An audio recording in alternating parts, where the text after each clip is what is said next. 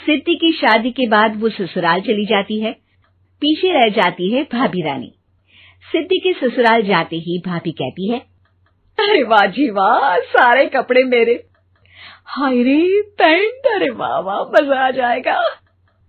अरे ये सिद्धि की अलमारी के सामने खड़े होकर क्या बड़बड़ा रही है? जाकर देख मेहमानों को विदाई की मिठाई मिली कि नहीं। अब हाँ माँ जी, क्यों नहीं, लेकिन पहले कपड़े तो बदल लूं।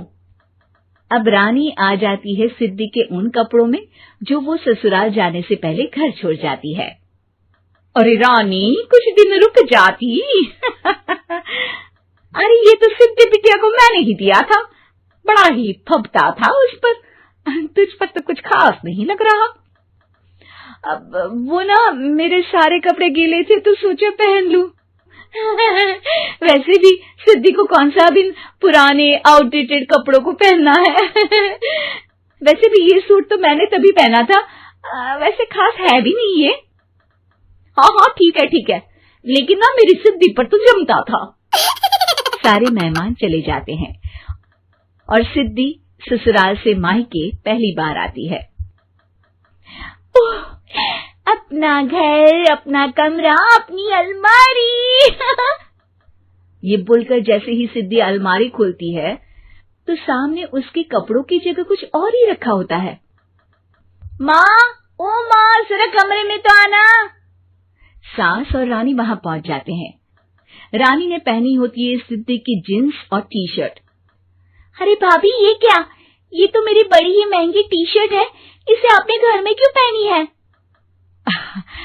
अरे बहुत मिलती है दीदी ये चौक की मार्केट में, 150 में। ओ भाभी प्लीज, ये एरोपोस्टल है, 2000 की एक टी शर्ट। ओहो, 2000 में तो दीदी 4 साड़ी आ जाए। अब क्या बोलूं? भाभी, ये मेरी अलमारी में छोटू के कपड़े, तो मेरे कपड़े कहाँ हैं? मेरी अलमारी में? अब दीदी आपको कौन से पुराने कपड़े पहनने थे? माना भाभी, लेकिन मैं जब घर आती तो यही सब पहनती ना। अरे तुम तो बड़ी कंजूस हो दीदी। खैर, वक्त आता है जब सिद्धि ससुराल के लिए रवाना हो रही होती है। अरे रानी, अंदर से सिद्धि का गिफ्ट ले आ, लड़की पहली बार के साथ सभी को गिफ्ट देती है। अरे बहन जी, बेटी के घर का खाना खा लिया, यही बहुत है, जो आप ऊपर से गिफ्ट भी दे रही है। अरे बहन जी, आप भी कहाँ इन बातों पर विश्वास कर रही हैं। सास सभी को गिफ्ट देती है, लेकिन रानी को जो साड़ी देती है वो अजीब सी हरे रंग की, लाल रंग की बड़ी छाप वाली होती है। अरे छी, ये कौन पहनेगा?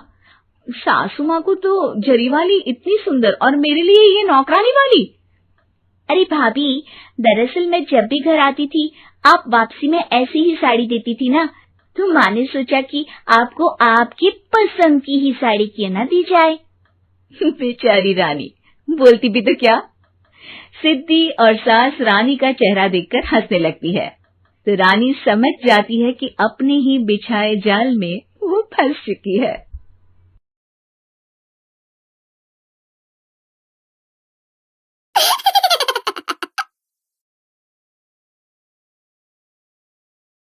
ससुराल से मायके आई है।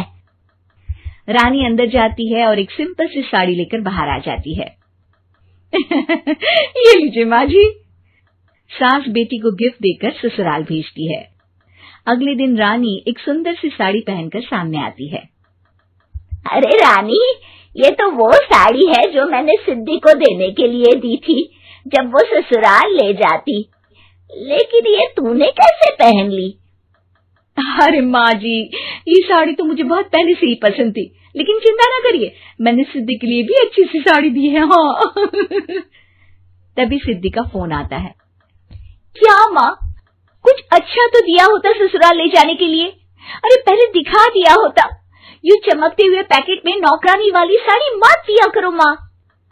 अरे बेटे, वो तेरी भाभी ने ना गलती से उससे पैकेट बदल गया। हाँ, मैं कल ही तेरे भाई के हाथ से तेरा वाला पैकेट भेज दूंगी।